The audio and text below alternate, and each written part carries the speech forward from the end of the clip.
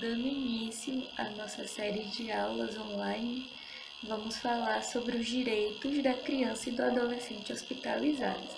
Já falamos nas aulas anteriores sobre esse processo da criança estar hospitalizada e sobre a administração de medicação à criança e ao adolescente.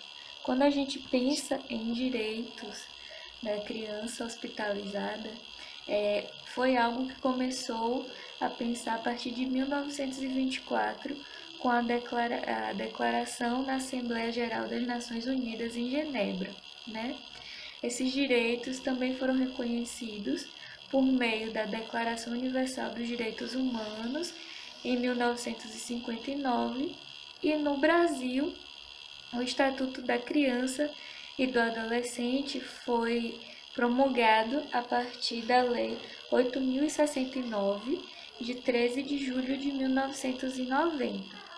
Mas, com relação aos direitos da criança e do adolescente hospitalizado em si, pensou-se a partir do Conselho Nacional dos Direitos da Criança e do Adolescente, que foi uma reunião que ocorreu, uma assembleia extraordinária, e a Sociedade Brasileira de Pediatria elaborou esse documento, que acabou se tornando uma resolução nacional em 1995, por meio de 20 artigos, e começou-se a pensar nessa situação da criança e do adolescente hospitalizado.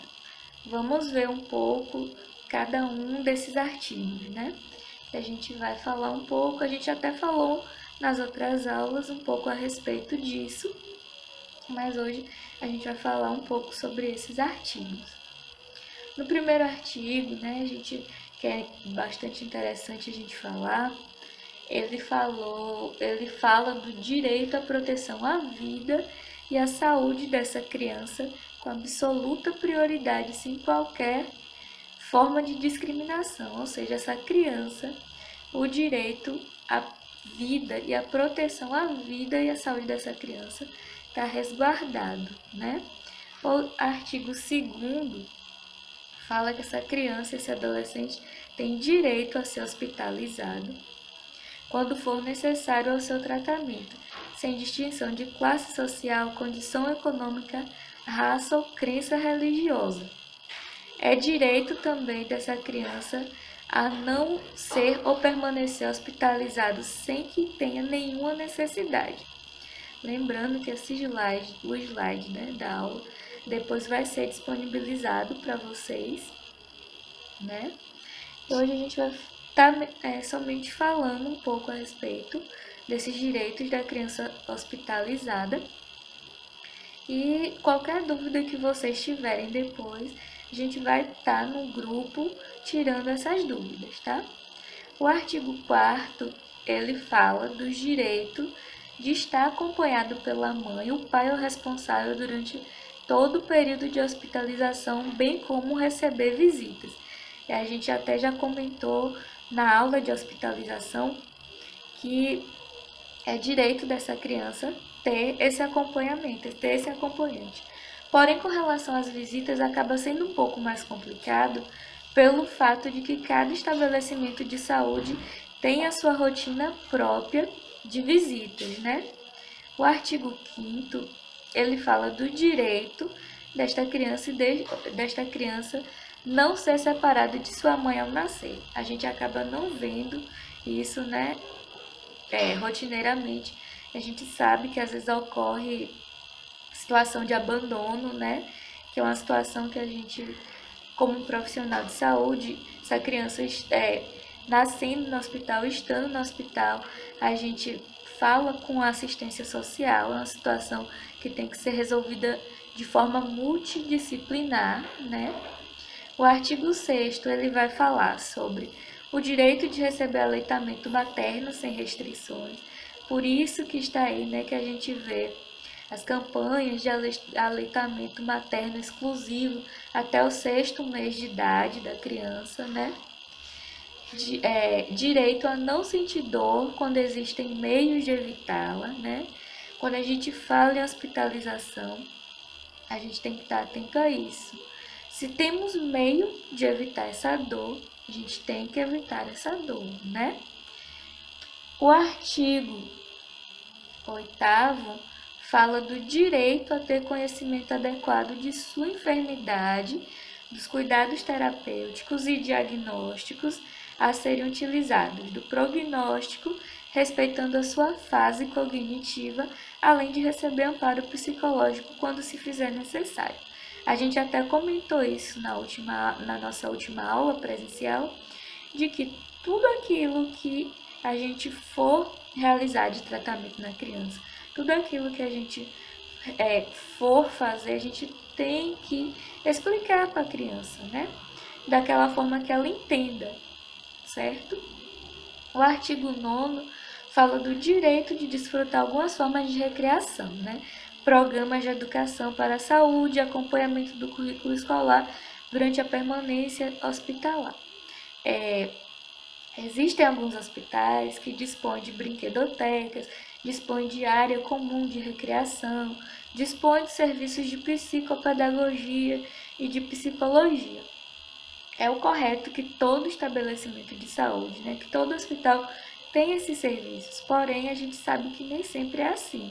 Então nós, como profissionais de enfermagem, vamos tentar, pelo menos nessa parte de fornecer uma recreação, né? A gente vai tentar fazer isso. O artigo 10º fala do direito a que os pais e responsáveis participem ativamente do diagnóstico, tratamento e prognóstico, recebendo informações sobre os procedimentos que a criança vai ser submetida. É claro que a gente, assim como a criança tem esse direito de saber o que está acontecendo com ela, os pais da criança também têm esse direito de saber o que está acontecendo com a criança, o que é que vai ser feito com a criança, certo? O artigo 11º fala do direito a receber o apoio espiritual e religioso conforme a prática de sua família. A gente sabe que o apoio religioso, o apoio espiritual é muito importante.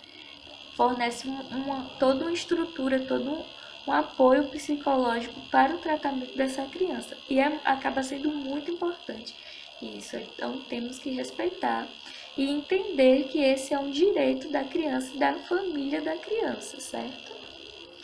O artigo 12º fala do direito a não ser objeto de ensaio clínico, provas diagnósticas e terapêuticas sem o consentimento informado de seus pais e responsáveis e o seu próprio, quando discernimento para tal. Então, quando a criança está internada em um hospital onde os profissionais estejam realizando determinado tipo de estudo, essa criança e essa família tem o direito de optar ou não em participar desse estudo, certo? E quando isso ocorre, os pais vão receber, né, o termo de consentimento livre esclarecido, que eles após lerem vão assinar ou não, e a criança também vai receber esse termo de assentimento livre esclarecido, onde ela vai assentir participar ou não. E mesmo que os pais assinem o termo de consentimento livre esclarecido, se a criança não quiser participar, ela não vai participar, certo? O artigo 13º fala do direito a receber todos os recursos terapêuticos disponíveis para a sua cura, reabilitação ou prevenção secundária e terciária. É como a gente falou naquele artigo anterior, né? Só que no artigo anterior fala com relação à dor, que os recursos que nós tivermos para fazer com que essa criança não sinta dor, a gente vai utilizar. E nesse artigo 13º, os recursos que nós tivermos para que essa criança seja reabilitada e não venha adoecer de novo, a gente vai usar. O artigo 14º fala do direito à proteção contra qualquer forma de discriminação, negligência ou maus tratos. É nosso dever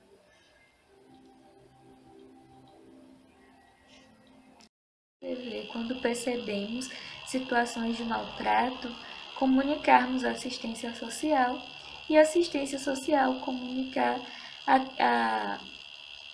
aos responsáveis municipais, né, que está ocorrendo essa situação de maus tratos, né?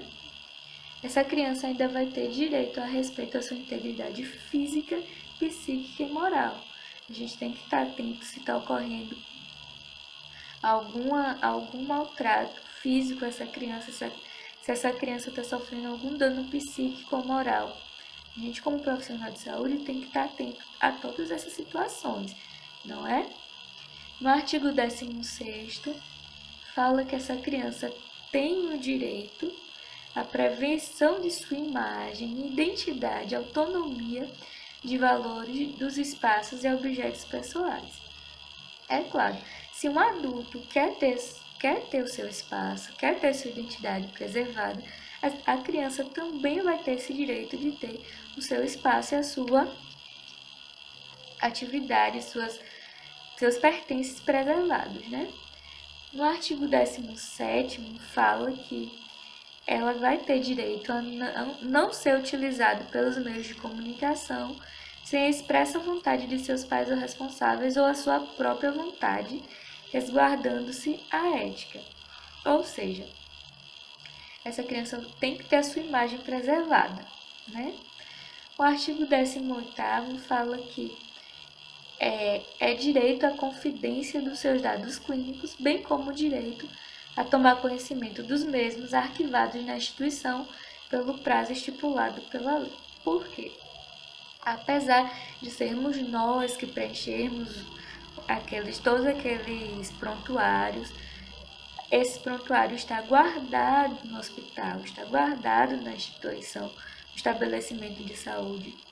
Esses documentos são, por lei, pertencentes à criança e à família. Então, se elas quiserem ter acesso a esses documentos, elas poderão ter acesso a esse documento, certo? O artigo 19º fala que essa criança, esse adolescente, tem direitos constitucionais e contidos no Estatuto da Criança e Adolescente, respeitados pelo hospital integralmente, né? O Estatuto da Criança e do Adolescente é um documento, né, que contém mais leis e mais artigos, na verdade, que contém mais artigos do que a resolução que foi criada para defender os direitos da criança e do adolescente hospitalizado. E com relação à criança e o adolescente quando está hospitalizado, esse documento, que é a ECA, deve ser respeitado, né? E o último artigo dessa resolução fala que essa criança e adolescente devem ter direitos a uma morte digna junto a seus familiares quando esgotado todos os recursos terapêuticos disponíveis. Ou seja, respeitar a integridade dessa criança e desse adolescente até nos seus momentos finais, não é isso? Então, gente, essa foi a nossa pequena aula de hoje sobre os direitos da criança e do adolescente hospitalizado. Como eu falei lá no início, se vocês tiverem alguma dúvida, a gente vai estar no grupo respondendo essas dúvidas. E bom estudo e boa semana!